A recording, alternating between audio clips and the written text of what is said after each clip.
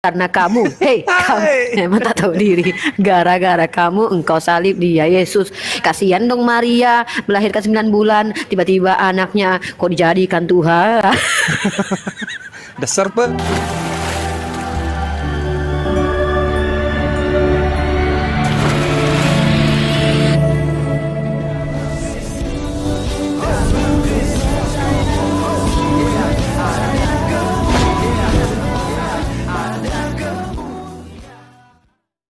Salam Elechem Bisem Yeshua HaMashiach. Salam damai sejahtera di dalam nama Tuhan Yesus Kristus untuk kita semua. Teman-teman sekalian, kali ini kita akan membahas mengenai Umi Rifa, ya, yang terus mengolok-olok kekristenan, di mana dia katakan bahwasanya kasihan Maria gitu ya, karena anaknya ya, yang dilahirkannya, yang dikandungnya 9 bulan, lalu setelah lahir dijadikan Tuhan, dan itu diolok-olok lewat nyanyian yang dikarang oleh Umi Rifa dan CS-nya ya.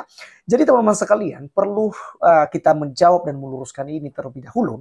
Dan juga dalam videonya itu sehabis ya mengolok-olok Tuhan seperti itu, Umi Rifa itu mengalami masalah besar dalam hidupnya, di mana dia diceraikan oleh suaminya dan anaknya pun tidak dikasih samanya. Nah, maka penderitaan Maria secara tidak langsung dialami oleh Umi Rifa.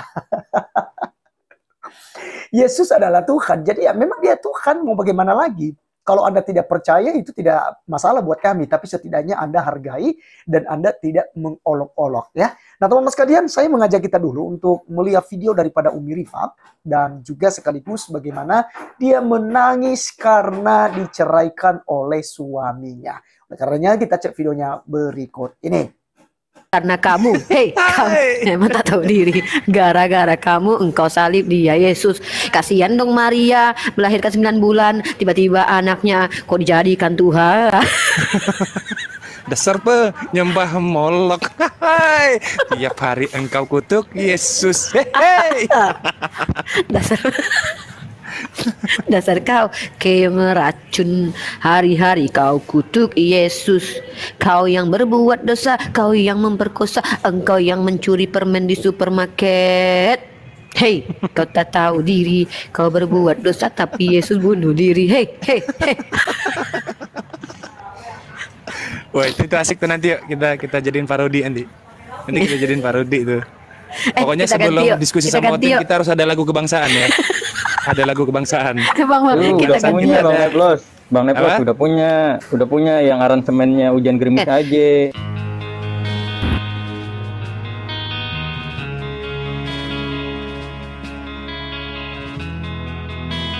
Mungkin Uni sebelumnya belum pernah ada masalah sampai ada curhat yang bercucuran air mata. Nggak pernah. Nah itu dia. Aku dulu tuh gak pernah ngadepin masalah kayak gini. Aku harus bisa sama anak aku gak pernah. Dari dulu tuh anak aku lahir, aku gak pernah bisa sama anak aku. Gak pernah.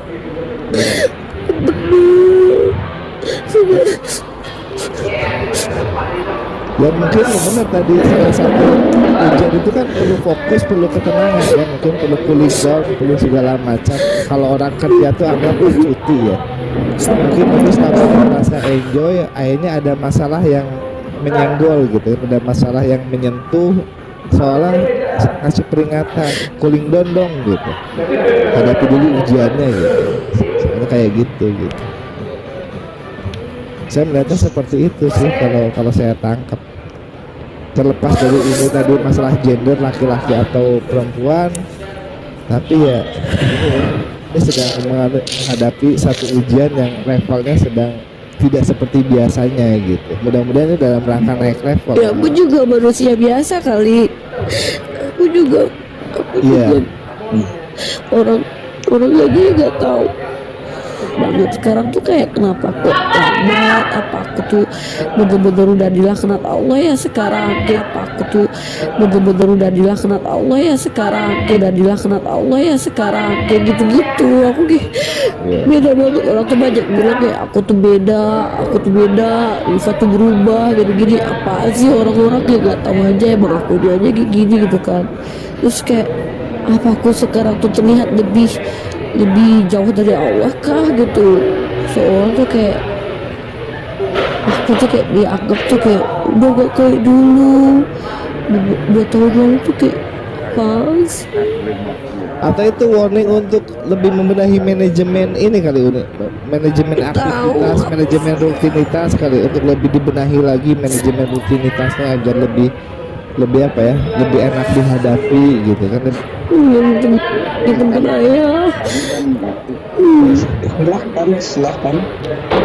Kan udah di Bali kan suasana kan nanti urusan di Bali kan urusan ayah, termasuk urusan kembalinya kan urusan Allah.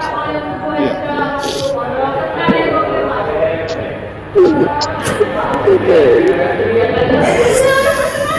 Itulah Barib. Jadi Umi Rifa itu sekarang sedang mengalami titik jenuh gitu.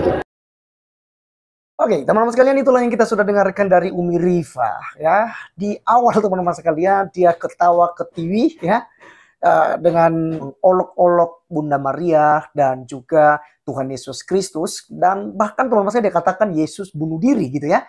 Yesus bunuh diri dan juga Maria itu sakit hati karena anaknya dijadikan Tuhan. Lalu orang lain yang buat dosa, lalu Yesus yang dikutuk setiap hari. Bagi Umi Rifa menurut perspektif pikiran kotornya, pikiran jahatnya. Dan di ending tadi teman-teman sekalian, di video itu kita lihat bagaimana Umi Rifa mendapatkan sebuah teguran Tuhan yang dahsyat. Bahkan di situ berulang dia katakan seakan saya ini dilaknat oleh Allah ya, dilaknat Allah. Kenapa? Dia telah mengolok-olok Tuhan yang Maha Kuasa. Dia telah menghina Tuhan Yesus Kristus yang adalah Tuhan dan Juru Selamat bagi orang yang percaya dan bagi dunia ini. Tetapi dia tidak menghormati hal itu. Akhirnya dia mendapat ganjaran atas apa yang menjadi perbuatannya. Dia diceraikan oleh suaminya dan anaknya pun dipisahkan dari dia. Ya, jadi ya habis ketawa ketiwi, ujung-ujungnya menangis. Dan itu adalah dampak daripada mengolok-olok Tuhan. Teman-teman sekalian, begitu banyak sekali ya mereka yang mengolok-olok Tuhan, termasuk Ustadz Agustad ya beberapa bulan yang lalu yang mengkentuti Alkitab. Jika memang kitab suci Kristen ini adalah kebenaran, maka saya kentuti dan kita akan lihat apakah saya mati. Oh, belum seminggu, mati setengah ya. Mati setengah Ustadz Agustad dan sampai saat ini masih dalam pengobatan. Jadi dia harus membayar ya kesalahannya sendiri. Dan kalau tidak bertobat, dia akan dihukum oleh murka Allah untuk selama-lamanya. Teman-teman sekalian, kita akan menjawab mengenai Tuhan Yesus Kristus yang katanya selalu orang Kristen menganggapnya sebagai Tuhan, dan itu suatu kekeliruan ya. Dan itu sebabnya juga kita sebagai orang Kristen sering dikatakan kafir. Dan sebenarnya ya, hal ini juga bukan hal yang biasa, kita udah sering menjawab hal ini. Jadi saya akan menjawab secara sekilas saja teman-teman sekalian mengenai pernyataan dan juga olok-olokan hinaan daripada Umi Rifa. Nah, kenapa Yesus justru harus dikandung 9 bulan oleh Bunda Maria? Kita harus tahu teman-teman sekalian, visi misi Allah yaitu untuk menyelamatkan manusia dari hukuman dosa, supaya mereka tidak binasa melainkan beroleh hidup yang kekal.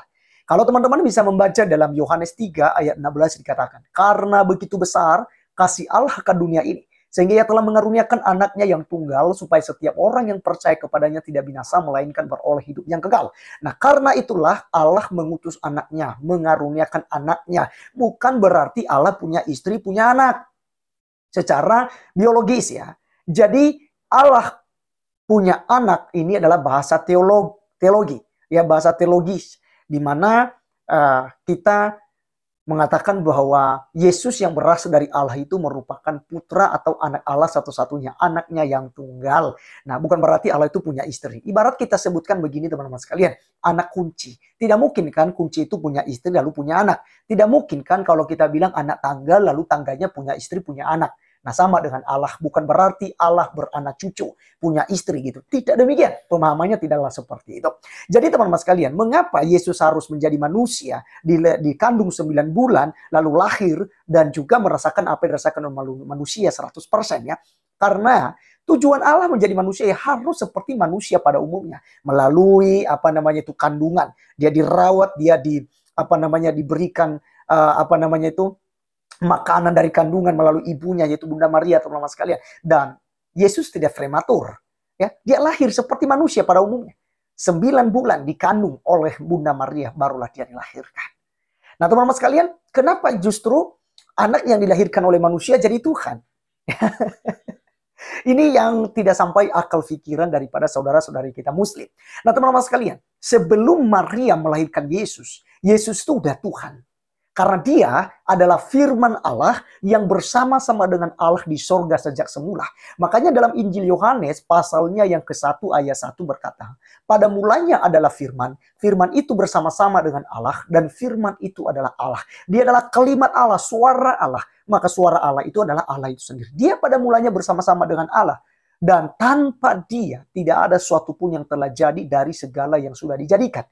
Anda tidak akan ada, Umi Rifa dan teman-teman Anda. Muslim tidak akan pernah ada kalau tidak ada Yesus. Karena Yesus adalah firman yang menciptakan manusia dan juga makhluk hidup yang lain. Bahkan alam semesta ini. Dia adalah pemilik surga.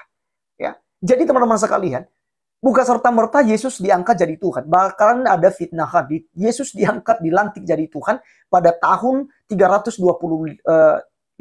Masehi di Konsili Nisea. Inilah fitnah-fitnah Kandron. Jadi saya mau katakan sebelum Maria melahirkan Yesus, dia sudah Tuhan. Ya. Nah, kenapa Yesus harus menanggung dosa? Karena tidak ada satupun manusia yang bisa menebus dirinya sendiri. Manusia tetaplah berdosa. Siapapun yang pernah lahir di dunia ini kecuali Yesus tidak tidak bisa menyelamatkan dirinya sendiri. Siapapun yang telah lahir di dunia ini tidak bisa menyelamatkan diri sendiri. Ya, itu sebabnya teman-teman sekalian, Allah selalu menuntut kurban untuk penghapusan dosa. Dan kalau kita lihat, ya, para nabi, para rasul, kita lihat teman-teman sekalian ya, karena rasul-rasul dia disebut oleh Muslim itu seperti orang kita anggap nabi tapi mereka anggap rasul ya. Nah, teman-teman sekalian, di Perjanjian Lama selalu ada kurban penghapus dosa. Ya, ada darah. Karena Alkitab katakan tanpa penumpahan darah tidak ada pengampunan. Maka darah yang dikurbankan itulah yang akan mengampuni atau menyucikan kita. Ya kurang lebih seperti Abraham atau Ibrahim disebut oleh Muslim. Dia mempersembahkan Ishak sebagai kurban.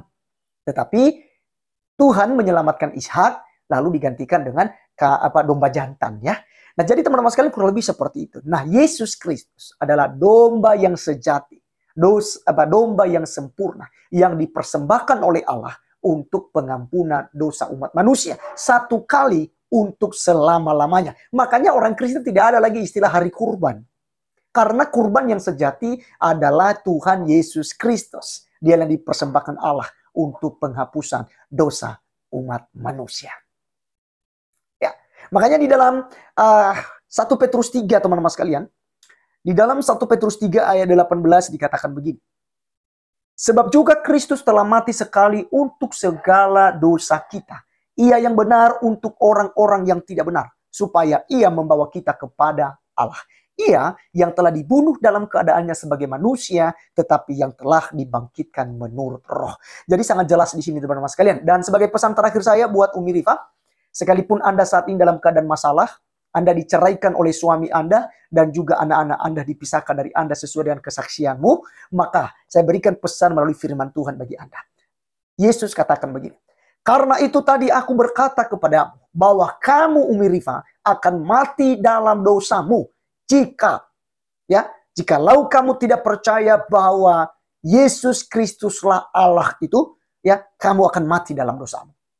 Kamu akan mati dalam dosamu. Yohanes 8 ayat 24. Karena itu tadi aku berkata kepadamu bahwa kamu akan mati dalam dosamu. Sebab jikalau kamu tidak percaya bahwa akulah dia, kamu akan mati dalam dosamu. Maka teman-teman sekalian, biarlah mereka mengolok-olok Tuhan kita, tapi tidak pernah mengurangi iman dan kepercayaan kita kepada Tuhan Yesus Kristus. Dialah Tuhan. Tanpa diakui oleh umat Islam, Yesus Kristuslah tetap Tuhan. Terima kasih, saya Arif Gulung undur diri. Sampai ketemu di video berikutnya. Tuhan Yesus memberkati. Salam.